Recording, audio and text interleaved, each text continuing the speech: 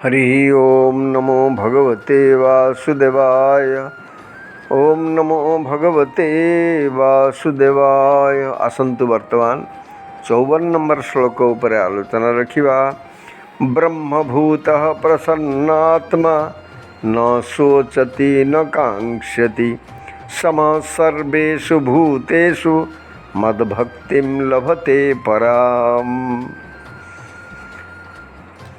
पूर्व तीनिटी श्लोक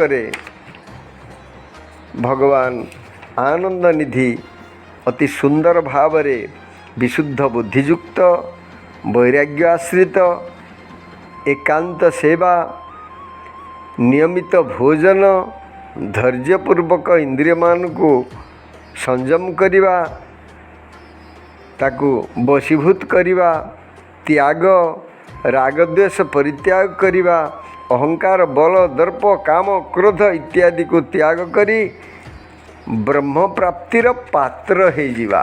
ये कथा भगवान पूर्व श्लोक 3 वर्णना कले।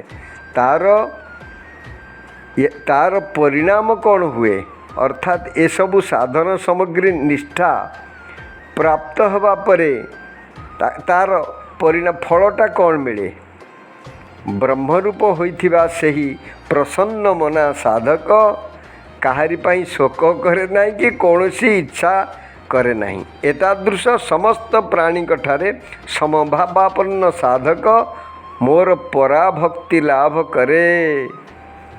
ये सब कथा ताकू मिलिला परे से ब्रह्मरूप होइथिबा सही प्रसन्न मना साधक अर्थात से ब्रह्मभूत हो जाए। या पूर्वरु पंचम अध्याय 24 नंबर श्लोक रे भगवान कही सारी जो अंतः सुखंतरा राम तथांतर ज्योतिरेव जः सजोगी ब्रह्म निर्वाणम ब्रह्मभूत अधिगच्छति। ब्रह्मभूत हो जाए अर्थात जेतेबेले अंतकरणरू विनाशशील वस्तुर महत्व नष्ट हो जाए सेतेबेले अंतकरण रे अहंकार दंभ प्रवृत्ति वृत्ति शांत हो जाए सेगुड़िक परित्याग हो जाए। ता पाखरे वस्तुगुड़िक प्रति कौन सी ममता सुख बुद्धि संग्रह करिवार बुद्धि ये सब स्वाभाविक भाव में नष्ट हो जाए। तेणु सी स्वाभाविक शांत अवस्था प्राप्ति हुए।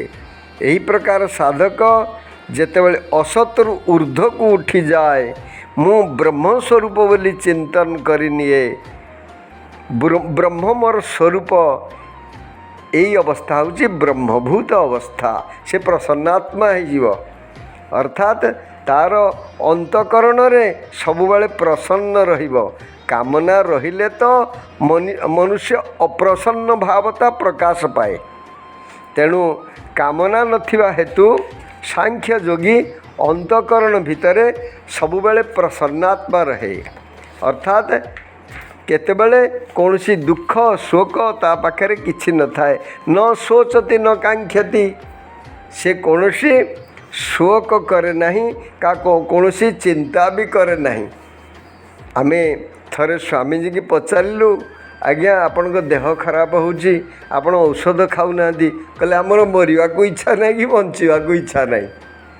तो ब्रह्मज्ञानी चिंतन करे नहीं जे तार बंचिवा को इच्छा नहीं कि मरिवा को इच्छा नहीं। न शोचति न कांक्षति समः सर्वेषु भूतेषु जे पर्यंत साधक ठारे किंचित मात्र हर्ष शोक राग द्वेष आदि द्वंद्व थाए से पर्यंत सर्वत्र व्याप्त परमात्मा के सहित अभिन्नता अनुभव करिपारियो नहीं। अभिन्नता अनुभव न हेबारु से निजको समस्त भूतरे समान देखिपारियो नहीं। किंतु साधक जेतेबेले हर्ष शोकादि द्वंद्वरु सर्वथा मुक्त हो जाती सेतेबेले परमात्मा के सहित स्वत सिद्ध अभिन्नता अनुभव हो जाए। परमात्मा के सहित अभिन्नता अनुभव हो गले निजर कौन सी व्यक्तित्व न रहिले अर्थात मु अच्छी यही रूपे निजर कौन सी भिन्न सत्ता न रहिले से समस्त प्राणी ठारे समान अखंड आनंद से प्राप्ति हुए। परमात्मा जेपरी समस्त प्राणी ठारे समान भाव में अच्छा समूहम सर्वभूतेषु नवम अध्याय कहते भगवान ସେହିପରି ସେ ମଧ୍ୟ ସମସ୍ତ ପ୍ରାଣୀଙ୍କ ଠାରେ ସମ ହୋଇଯାଆନ୍ତି। ଅର୍ଥାତ୍ ସମତ୍ୱମ୍ ଯୋଗ ଉଚ୍ଚତେ, ଯେଉଁ କଥା କୁହାଯାଇଛି ସମ ସର୍ବେଷୁ ଭୂତେଷୁ, ଏ କଥା ହେଲା ପରେ ତାକୁ କ'ଣ ପ୍ରାପ୍ତି ହୁଏ? ମଦ୍ଭକ୍ତିମ୍ ଲଭତେ ପରାମ୍, ସେ ପରାଭକ୍ତି ପ୍ରାପ୍ତି ହୁଏ। ପରାଭକ୍ତି କହିଲେ ବ୍ରହ୍ମ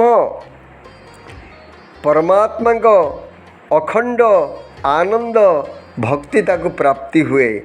ଏ ଭକ୍ତି ପ୍ରାପ୍ତି ହେଲା ପରେ ତାର ଫଳ କ'ଣ? ଭଗବାନ 55 ନମ୍ବର ଶ୍ଲୋକରେ ବର୍ଣ୍ଣନା କରିବେ। ଜୟ ଜଗନ୍ନାଥ।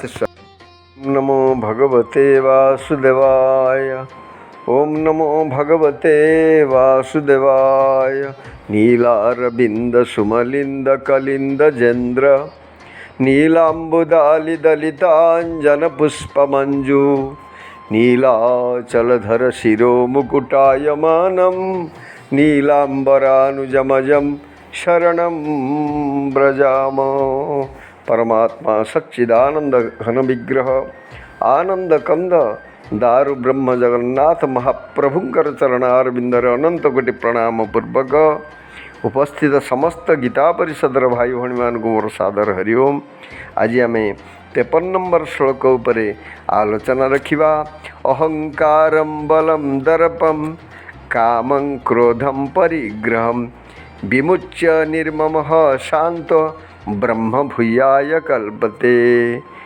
जीवन केतेक नित्य स्थायी मूल्यबोध उपरे पर्यवेसित हेले एही प्रचेष्टा सफल हेब। तेणु भगवत प्राप्ति निमित्त ब्रह्म प्राप्ति निमित्त ए निम्न यही श्लोक भगवान से मूल्यबोध संपर्क रे वर्णना करने को जाई कहउचंती अहंकार बल दर्प कामना क्रोध एवं लोभ त्याग करी ममत्व भाव रहित शांत पुरुष ब्रह्म प्राप्ति निमित्त योग्य हुए। ताहले पूर्व श्लोक रे उपादेय गुणर उल्लेख करा जाइथिला। साधक बाह्य स्तर रे से सबुर अभ्यास करिवा कथा। ए श्लोक रे हेय अर्थात त्याज्य दुर्गुणर सूची दिया जाइछि। ध्यानर सफलता निमित्त ए सबको मनरु परित्याग करिवा उचित। अहंकार बलम दर्पम कामं क्रोधम परिग्रहम, देह इंद्रिय इत्यादि अनात्मा उपाधि मान को निजर स्वरूप बोली ग्रहण करी अर्थात शरीर को आत्मा बोली भावी एमानकर कर्मरे कर्तृत्वाभिमान को अहंकार कहा जाए। से अहंकार को त्याग करिया पई एठारे कहा जाइछि। एठारे बल कथा कहइचंती। को बल ना एठारे कामना आसक्ति रे अभिभूत पुरुष को जो बल से बल स्वधर्म अनुष्ठान सामर्थ्य को नुहे।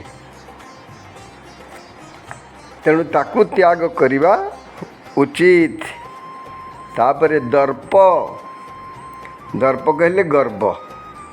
गर्व मनुष्य को मनुष्यर धर्म मार्ग को भ्रष्ट करिथाए। तेणु ताकू त्याग करिया पई कहइचंती। कामना एवं क्रोध, विषय भोगर इच्छा हेउची कामना एवं विषय भोगर प्रतिबंधक आसिले ताहा क्रोधरे रूपांतरित हुए। तेणु भगवान ता पूर्वर कहते कामाद क्रोध विजायते। कामना पूरण न हेले क्रोध, कामना और क्रोध ये दीटी जाक उभय परिपूरक आउ ता संगे संपर्क रही। ता संगे लोभ मध्य संपर्क अच्छी। कामना जदि पूर्ति हैला आहुरी आहुरी अधिक अधिक लोभ हम। एतिकी धन मिलगला आहुरी एतिकी मिल ये लोभ। तापरे जदि पूरण नहला क्रोध। तेणु कामना दी पक्षरु क्षतिकारक। या जड़े ब्रह्म प्राप्ति करने व्यक्ति या त्याग करने उचित। विमुच्य निर्ममः शांत ब्रह्म भूयाय कल्पते।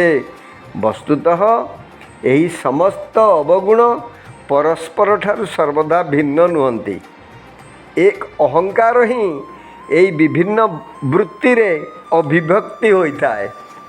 अर्थात अहंकार ये सबुजाक अभिव्यक्ति अहंकार सहित ममत्व भाव एकत्र होइगले ये सब कथा परिप्रकाश हुए। भगवान श्रीकृष्णଙ୍କର उपदेश है जे साधक अहंकार एवं ममत्व भाव त्याग करने उचित।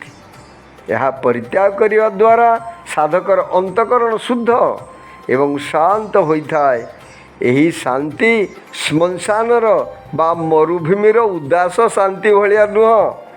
यह हूँ ज्ञान द्वारा निजर स्वरूप को चिन्ह आत्म उपलब्धि करिवार जो परम शांति से शांति कथा भगवान एठारे वर्णना करुचंती। एहीपरि भावरे एठारे वर्णित ध्यानर अनुकूल गुण संपन्न पुरुष को उत्तम अधिकारी कहा जाए। यही साधक ही ब्रह्म प्राप्तिर योग्य होता है। ए श्लोक एक कथा कहा जाए नहीं जे एपरी साधक ही ब्रह्म हो जाए बरं ब्रह्म ज्ञानर अधिकारी हो जाए। यह ହେଉଛି आत्म साक्षात्कार पूर्व प्रस्तुति ता परक्रम प्रभु वर्णना करिए। जय जगन्नाथ स्वामी की जय। नमो भगवते वासुदेवाय। ओम नमो भगवते वासुदेवाय। वर्तमान 54 श्लोक पाठ रखिवा। ब्रह्मभूतः प्रसन्न आत्मा न शोचति न कांक्षति समः सर्वेषु भूतेषु मद्भक्तिं लभते पराम। ब्रह्मभूतः ब्रह्मभूत प्रसन्नात्मा प्रसन्न चित्त न शोचति शोचना करे नहीं न कांक्षति इच्छा करे नहीं समः समान होई सर्वेषु समस्तंग ठारे भूतेषु प्राणीमान ठारे मद्भक्ति मोठारे भक्ति लभते लाभ करे पराम अर्थात परम परम। आउथर पाठ रखिवा। ब्रह्मभूतः प्रसन्नात्मा न शोचति न कांक्षति समः सर्वेषु भूतेषु मद्भक्तिं लभते पराम। श्लोकार्थ है ब्रह्मभूत अर्थात ब्रह्म हो जाइथिबा साधक प्रसन्नचित व्यक्ति शोचना करे नहीं बा कामना करे नहीं समस्त प्राणी के प्रति समान होई से मोठारे परम भक्ति लाभ करे। जय जगन्नाथ स्वामी की जय। नमो भगवते वासुदेवाय। ओम नमो भगवते वासुदेवाय। वर्तमान आम 53 श्लोक पाठ रखिवा। अहंकारं बलं दर्पं कामं क्रोधं परिग्रहं विमुच्य निर्ममः शांतो ब्रह्म भूयाय कल्पते। अहंकारम अहंकार बलम बल दर्पम दर्प कामं कामना क्रोधम क्रोध परिग्रहम लोभ लालसा विमुच्य त्याग करी निर्ममः ममत्व भाव रहित शांत शांत ब्रह्म भूयाय ब्रह्म प्राप्ति निमित्त कल्पते योग्य हुए। अवतर पाठ रखिवा। अहंकारं बलं दर्पं कामं क्रोधं परिग्रहं विमुच्य निर्ममः शांतो ब्रह्म भूयाय कल्पते। श्लोकार्थ है अहंकार बल दर्प कामना क्रोध एवं लोभ त्याग करी ममत्व भाव रहित शांत पुरुष ब्रह्म प्राप्ति निमित्त योग्य हुए। जय जगन्नाथ स्वामी की जय।